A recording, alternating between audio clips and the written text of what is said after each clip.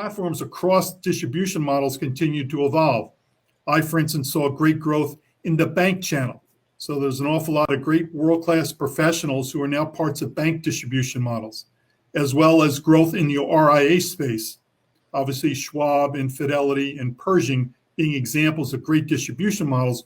All of them have very specific research that makes a difference. Finally, importantly, I think for this space is the growth of the TAMP platforms.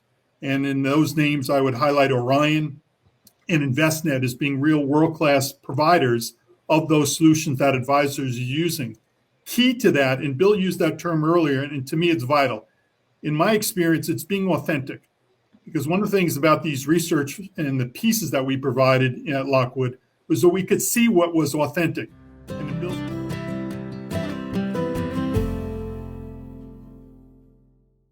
the evolution of this is to really think about what it is that you're trying to accomplish, because there are many, many ways of building ESG product. And I would start by saying, who is the audience that you're going after and what do they care about? How are they going to define, obviously everybody's got a way to define financial performance, but how are they going to define non-financial performance? How are you going to source data? How are you going to ensure the accuracy of the data, or if you can't ensure the accuracy of the data because it's kind of difficult to do, it is a bit of a moving target, how do you at least think about incorporating data sources that are actually perhaps giving you insight into areas that you might not have thought out before? I mean,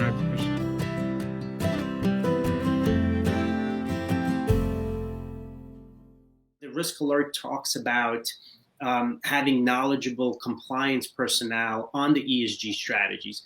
That's something that's interesting because I don't know what knowledgeable means, but I think you can kind of get an idea that you can't just bury your hand in the sand and just hope that the ESG strategy will work out well. So what I take away from those things is that you need to be intimately involved, and you need to be involved from the beginning process so you understand how the investment professionals will run the portfolio, what kind of metrics they will rely on, and that you can ensure that you build appropriate policies and procedures that you can capture any potential deviations from that, right? Because you will also have investors come and ask you questions and say things like, hey, I see that you included some gun makers in your portfolio. How did that end up in your portfolio? And your response can be, well, we follow XYZ index provider.